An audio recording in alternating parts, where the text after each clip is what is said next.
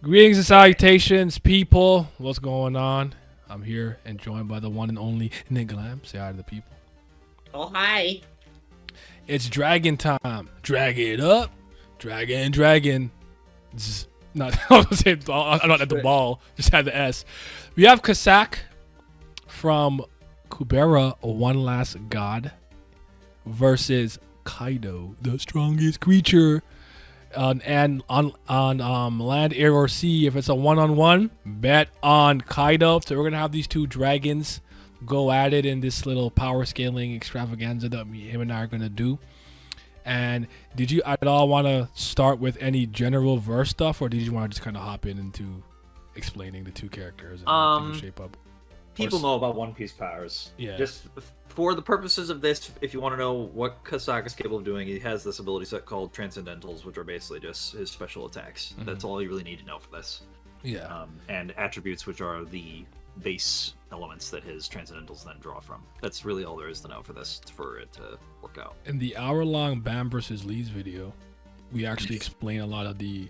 I need you guys to go watch that, so I'm plugging it. So we definitely explained the kind of Kubera verse stuff. We will circle back at the end, but we're going to kind of hop into talking about the two characters, just so we don't end up making this like an hour long again, because I'm not editing that ever again. So without further ado, we'll start with I almost said Hyakuju. Is Hyakuju no Kaido? Whatever. 100 Beast Kaido, Dragon Man, Fish Man.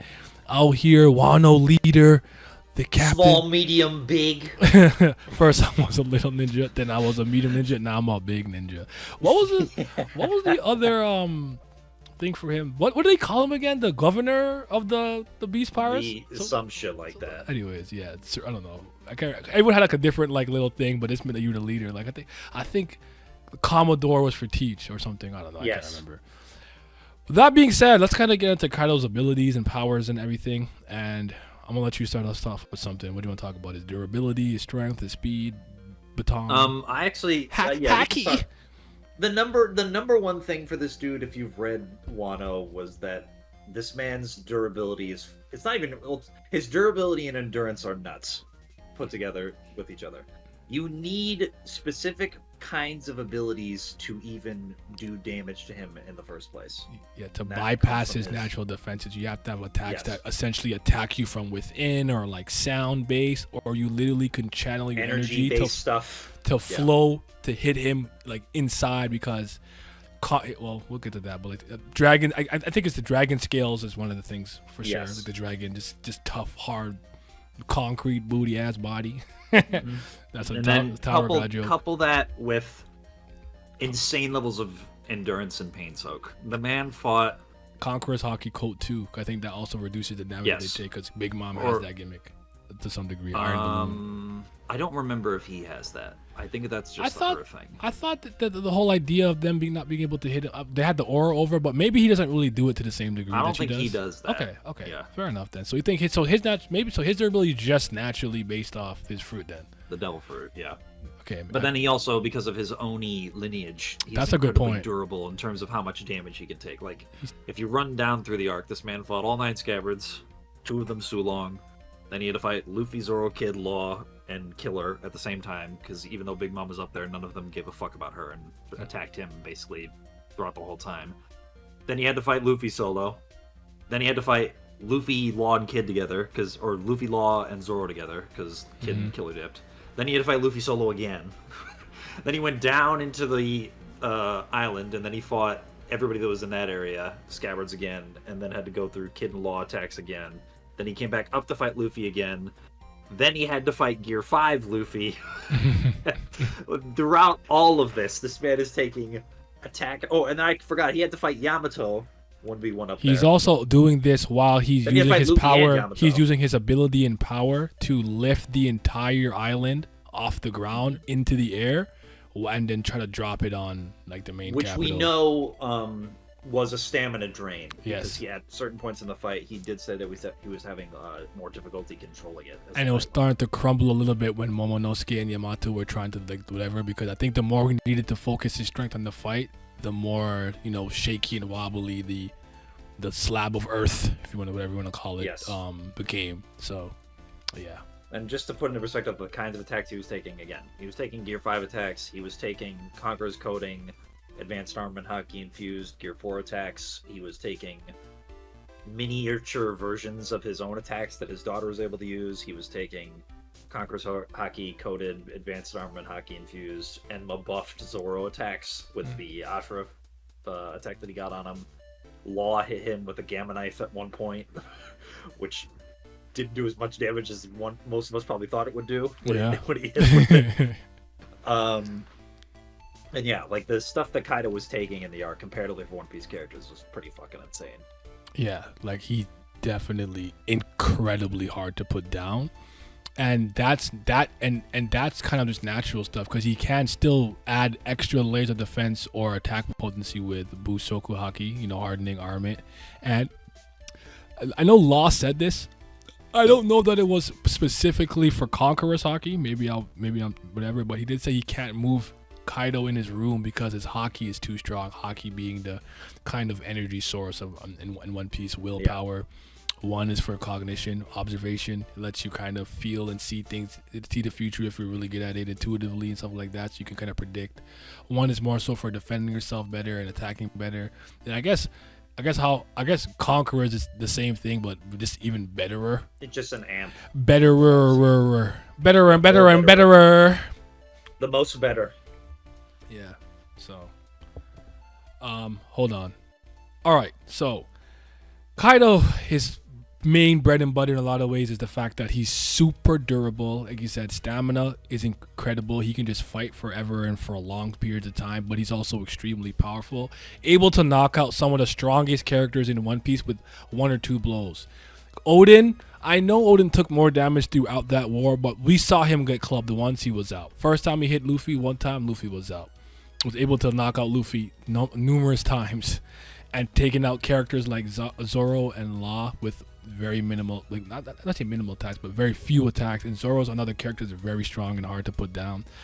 I don't think Law has their level of tenacity and vitality and stuff, but in this arc he definitely went up a notch, especially from the standpoint where he was like, and the arc after, I can't use this after this one time, and he just kept using it. So there was that.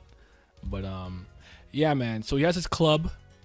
What's it called? What's it called again? I don't even know if we have a name for the club. No, I don't. Okay, maybe the club doesn't have a name, but there's a name for the type of. I think it's called the Hasakai. Hasakai. Oh, the like type of weapon. Yeah, like I don't know, big club with spike on it. Yeah, he uses that instead of really like using like a sword or something. He can fight hand to hand, and Kaido ate the. I actually don't remember what they called it. I think it was the fish fruit model. Something dragon, I can't remember. Azure dragon, right? Azure dragon. Azure dragon, right? Yeah. Okay, I should pull it up here. I was trying to find out the thing name. Uo no Mi model Seiryu. Yeah, fish fruit model Azure dragon. Fish fruit Azure dragon. Okay, yeah, thank you. Okay, so we got that. Perfect. So now this allows him to transform into a literal humongous dragon, almost more like I think it's the Eastern dragon if I remember correctly. Yes, he looks like Shenron if you like Dragon Ball, kind of that style of a long, more serpentine dragon instead of like having like the big body, whatever the case. So he looks like that. He can do what we call a hybrid mode, where it is his natural Oni body coated with certain dragon scales and stuff like that, which lets him fuse like the physical buff and durability buff of the dragons within him, and then he can just be in his normal form, but he can also partially just transform certain parts of his body, and then he can do stuff like breathe fire. He could do his the Kamatachi wind, slicing attacks.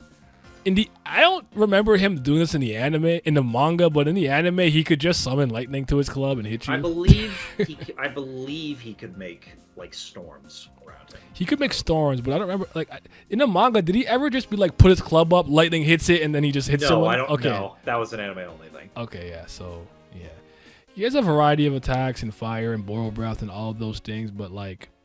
Kaido is one of the strongest characters in the One Piece universe. He's extremely fast, extremely durable, extremely powerful. He can use all 3 forms of Haki proficiently. He can use his Devil Fruit proficiently, except the fact that I don't think he's awakened. I mean, maybe I'm wrong. I never really figured that out. There's no confirmation of it. and he had that one mode where he did like a blazing dragon thing with like the final attack. Blazing Bagua and the drunk form, which seemed to utilize Future Sight Yes. in conjunction with it. So that was a buff to his speed that we had seen at the time. Mm-hmm. And just to give an idea of how good his attacks are, he's capable of matching attacks like Big Mom's Elbaf Spear. If anybody that's seen One Piece, it's basically like a miles and miles and miles long shockwave blow that can be sent through the air or just used physically. And then he also can...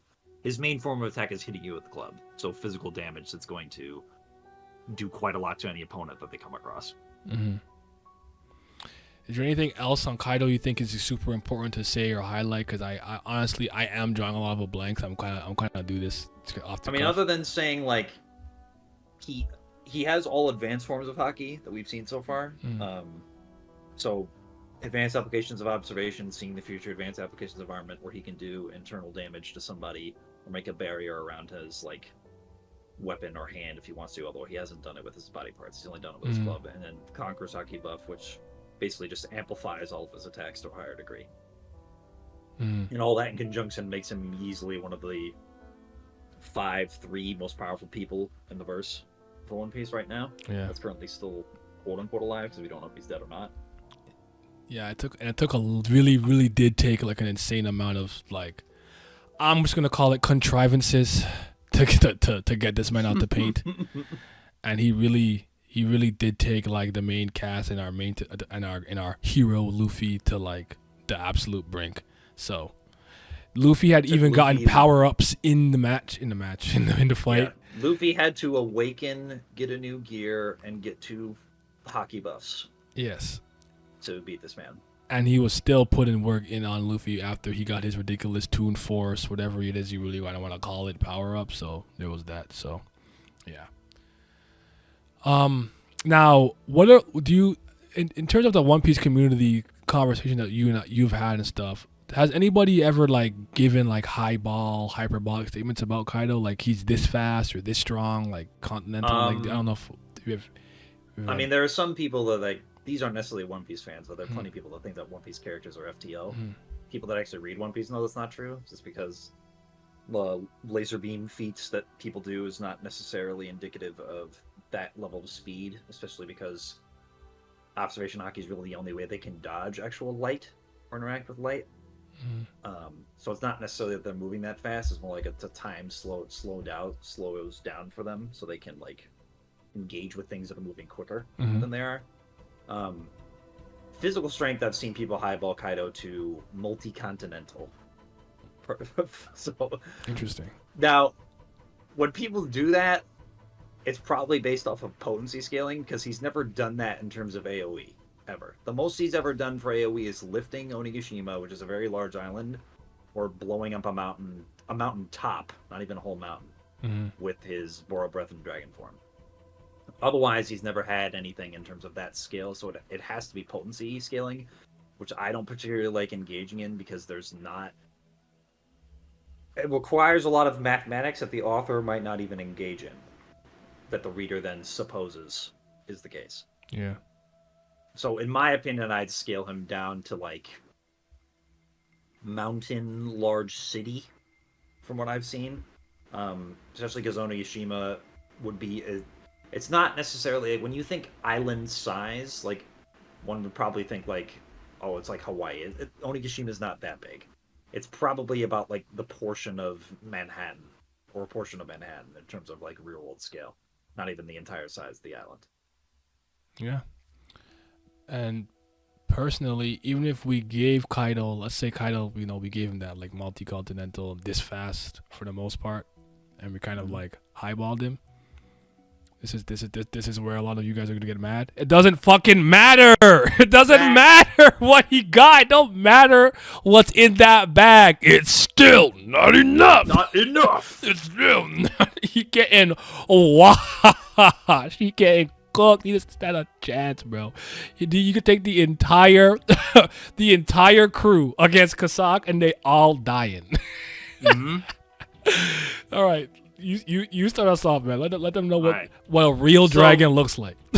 Just to be, and this is how we're going to be nice to Kaido, because there is another version of Kasak in the current form of the story that would just make this entirely unfair. even though it already is unfair, but like it's just to a whole another level. So we are not going to engage in Kasak's post-time skip Gnostica power level self. We are instead going to be dealing with him at the beginning of the series when he was just his normal half-dragon, fist-stage Rakshasa self. Now, when I say fist-stage Rakshasa, this is a category of creature in the Kuberaverse that, on average, are, just in terms of their destructive capability, planetary to multiplanetary. And this is not difficult for them to do. Yeah. Kasak, and we know this because Kasak was able to...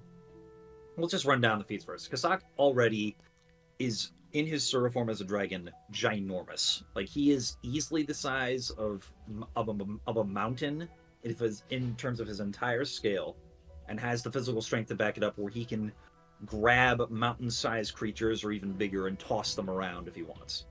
In addition to this, innately because of his Sura self, he has the ability to regenerate himself from various kinds of attacks, including getting his head blown off and getting his body blown apart into bits.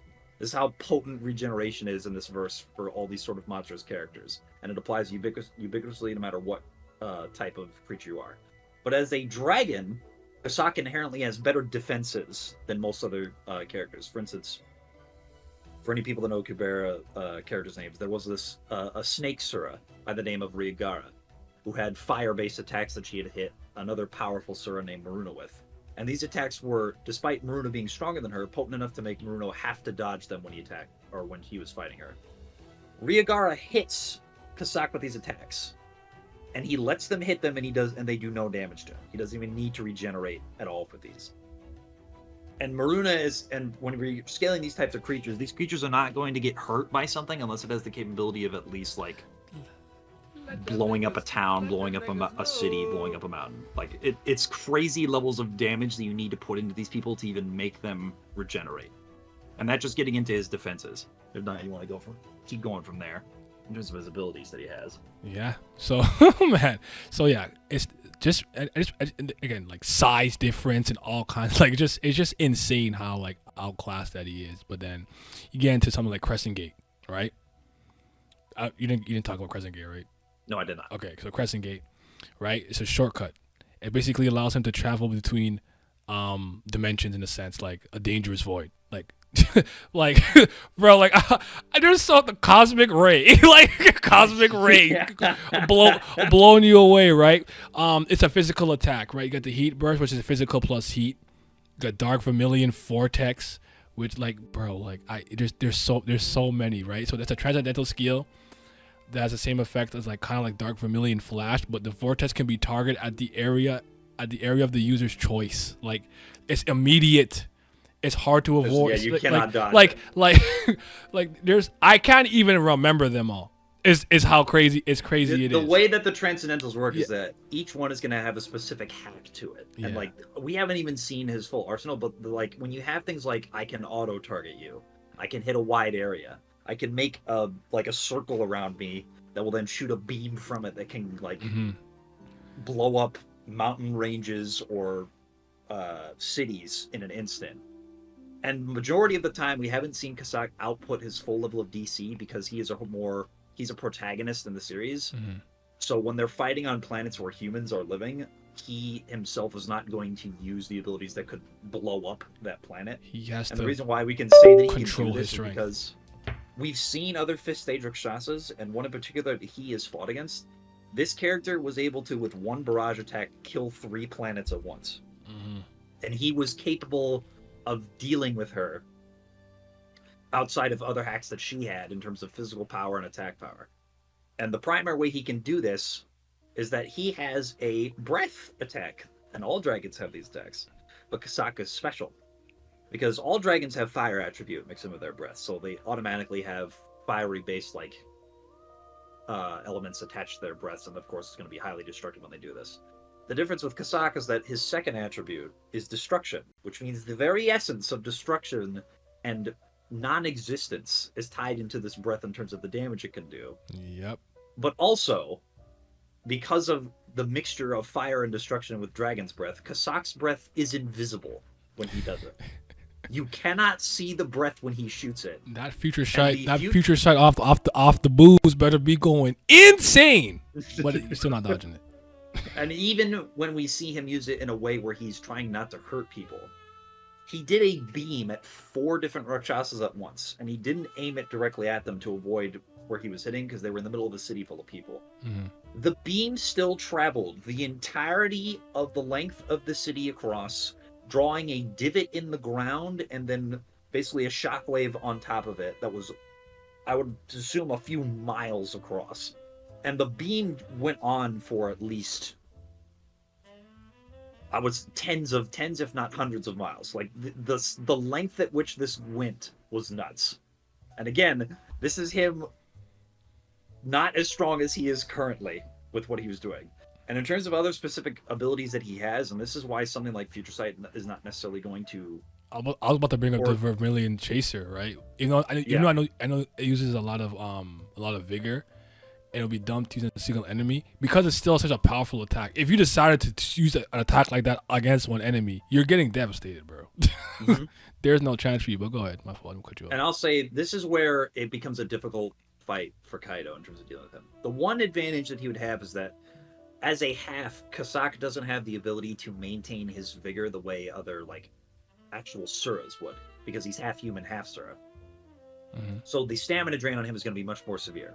The difference with this is that usually Kasak enters fights in the story already having used vigor to get to where his opponents are fighting. Because Kasak has the ability to travel halfway across the planet in about, like an hour or so? Or like half an hour? Just full speed flying. And this is legitimately across a planet. Yeah. And then, as Naya said, he has the ability to make a portal to make him jump distances wherever he wants to go. But this is the kicker in the way he can use the certain abilities in conjunction with each other. If Kasak hits Kaido with a melee attack and like actually damages him with the amount of physical strength, and we can assume that you can do this with physical strength, and the reason why we can is because even though his scales needed certain abilities to bypass them, there was one time when the scales were where he was getting damaged through the scales and it didn't matter to bypass them, and that was when Momonosuke, another dragon, bit him with his teeth, and Kaido took damage from that. So if baby bitch Momonosuke at that time can damage Kaido through his scales by biting him, then I'm fairly certain giant mountain-sized Sura Dragon Kasak can damage him with claws, teeth, etc., even if may not do as much as just using his special abilities. But again, this is the ultimate point I'm getting to. If he hits him with something like that, he then has a transcendental that can paralyze Kaido and not allow him to move, or at least inhibit his movement. And he was able to do this to a creature. Kasak's already big. Yep. He was able to do this to a creature that dwarfed him in size. This woman, like, Kasak was about maybe the size of her hand, and he was able to completely immobilize her with this ability when he got in close. And then what he was able to do was push her into this portal, which now I forgot to mention, is infested by creatures that can automatically turn your abilities off and attack you. Yeah, the Taraka clan. So the win condition here for Kasak is really simple. Get in close to Kaido, because Kaido's attacks are not going to do as much damage to him. Paralyze him, throw him in the portal, and then the fight's really over at that point. Because I hate to inform people, Kaido's not surviving a bunch of creatures that inherently turn his abilities off and are then going to surround and jump him. And you have to also really account for the fact that for this, right? But this is important. I know I love to add personality into stuff like this. I don't think it's gonna matter for this fight. Kaido just outclassed in every way, shape, or form. But Kasak lives in this universe where there's creatures of this magnitude of strength and trickiness and power and planetary scale, solar system scale, whatever the case may be, and he has to exist in this world. Kasak is not like the same position Kaido is in the One Piece world, where I think for the time being we can safely say like top 5, 6 at worst. I don't know how people feel about like the Gorosei and what's the moon guy? I was thinking the moon guy with the moon hair and Garling. Beard. Yeah, like I don't know what to do with that yet, but you know he's literally at the top of the mountain is what I'm saying though. He's up there. Kasak isn't. Kasak is probably more akin to like the version we're using. He's a mid tier, and then the where he is now, he's like low high tier, maybe. Like he's not even close to the top tiers of the verse at this point in time. And this is what the thing is as well. He isn't scared of people stronger than him. And when he goes into battle with people that have different abilities from him, he is able to adjust very quickly and use his own abilities to gain himself an advantage. Yes, and he's been trained by the two strongest people in his clan, the Reacher clan, which is essentially just a dragon clan. Reacher's sleeping. Sorry, I should have said Kasaka for the most part and stuff. But like he's being trained by like the number two and learning how and this is how he learns how to adapt and be smarter with things. And remember, he fights people that have the ability to turn off his ability, and he's accustomed to that. Kaido's not and he surviving beats them. that, and it's just the scaling and just like the amount of things that they can do and what they deal with it's literally not fair. it's not fair. And this is what a real dragon looks like, ladies and gentlemen. And the crazy part is, Glam and I didn't even go through every single ability and attack that he has, because we didn't talk about if we went through his current state, like his current status, where he's like the Gehenna Blast. He would probably be Burst. as big as Onigashima in his current form, if not bigger, given how large he was. And he was able to completely, in that form, he was fighting a literal Nastica, which are like the top tiers of the verse, who are beings that can casually destroy planets no matter what form they're in. And it was another dragon. This dragon shot a breath at him and the planet from orbit, and it was blowing away clouds and climates and like pieces of the atmosphere.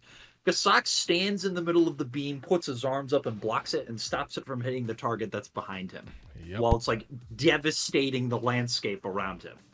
Like, this is the kind of shit we're dealing with when it comes to this man. Yeah, it's not fair. I do want to just say this, just I don't know, give them something. Actually, I don't know. Like, if he was just in his regular form, without transforming or partial surfication or surfication, do you have any thoughts on how that goes? Because I still don't. I don't think we have enough data on Kasaki using that form, to be honest with you. Because usually when he's like that, he's just kind of with Aguen or just kind of walking around talking. But when he gets into a fight, he tends to transform. That's a good point. He is considered the #1 fighter on the planet, even in his human form, and Habs are stronger and faster than most of the people. And we should also point out that the speed at which he can like fight things, like Kasak's not slow. Don't even think that for a minute. Combat speed and regular travel speed, the man is quick. Absolutely. Again, he was able to dodge Symphadi's attacks in space, just over and over and over and over and over again. The tiers of what these characters and universes do and deal with is just not even close. Like, we're gonna be impressed if somebody can pick up a big boulder in One Piece and throw it, whereas like Lee's uprooted a tree in the first chapter of Kubera, and she's like a pure-blooded human. It's the main character, and she gets a lot stronger later. But it's like, it's different out here, cause like, I remember when I was first getting to Kubera, I didn't know. I'm like, do they mean literal planets? Like he could wrap himself around the planet like 7 times with Gon Havra? Like, bro, it's different. One Piece fans, out your element here. You don't stand a chance. It don't matter who you bring. You could bring Roger. Bring everybody. It's not gonna help you. This is a real dragon. So Kasak easily takes this 10 out of 10 times. In a variety of ways. Yes. Too. And like he has multiple ways. What's his win condition? Pick one. Pick your poison. Yeah. This is like trying to face the Golden State Warriors. Who you want to lose by? The role players might have a good game. These are the role players. KD might kill you. Clay might kill you. Might be Steph. Which way do you want it, bro? How do you feel like losing today? And the problem is that this is why it's a bad matchup for Kaido, because he has to get in close to really do anything worth a damn to Kasak, and he has to rely on speed, and because his durability is not going to hold up against this guy. I hate to inform people. Yeah. He's going to have to rely on not getting hit and then getting in close. The problem is that getting in close to a character like Kasak is just not a good idea because of how immensely physically strong he is, and the types of abilities that he has at his disposal. And the issue is that he can also spam these attacks. And if you want to say that he has to like blitz Kasak down to get rid of his vigor, the problem is that he's able to fight for beings that are significantly stronger than Kaido for hours. Yep. And keep it pushing. That blue snake dragon man just doesn't have enough in the bag, enough in the tank. No character in One Piece does, if I'm being honest. So it's not even. I don't know. Maybe it's an ability I'm not thinking of, but it's just not. It's not gonna work out. It's hard to for even him. say if Kaido has an attack that can really like Hurt him. force him to regenerate. Yeah, to be like, In oh my wow, opinion. like you hit me so hard, like like and he might just be like, what is this? You hit me with your bat, flick. And he's out of orbit. Like I'm not kidding when I'm saying out of orbit. Like I'm really not joking. Like we're not like there's a character that just literally grabbed another really powerful king with his wrist and threw him from the planet to like a moon or another planet. Like it's just the kind of things you're dealing with. Like then that was Yak. And it took him like a couple. It took him like it was like a panel between. Yeah. That throw happened. And it wasn't like. It wasn't even, and the thing that makes it crazy, it wasn't even like I'm gonna pick him up. It was like casual, flick, and he flew across the space, bro, into another planet. It's different out here. So, for anyone who's a Kaido fan, fucking loser. Kaido stinks. Anything else you want to say to the people? Nope. I'm good. Kubera and 4 every time, clean sweep. Goodbye. Patreon gang, appreciate you guys as always for helping me out. Trust me, it means a lot. Shout out to the CBLs, that's the certified BAM lovers, LaBam James. But a bigger shout out to the Priest of Fire. That's real Brilith gang. Are they the real CBLs? They just might be. But a huge, enormous shout out to the 5th Zen Gods. Shout out to Zyler Scotty, Zodiac Nemiko, Wolf General, Urek Mazzino, Tino Brown, Tau, Sly, Simi, Scobe, S, Rox G, Revenant, Naz Riley, Lucky Roo, Lopobia Blaze, Lazy Dragon, Katan, Johnny Rogers, Jay, Huey, Fairs, Childish Nujabes, and Big Abdel. Your support is greatly appreciated. Ayo, today I had a slice of a leaf. We eating good.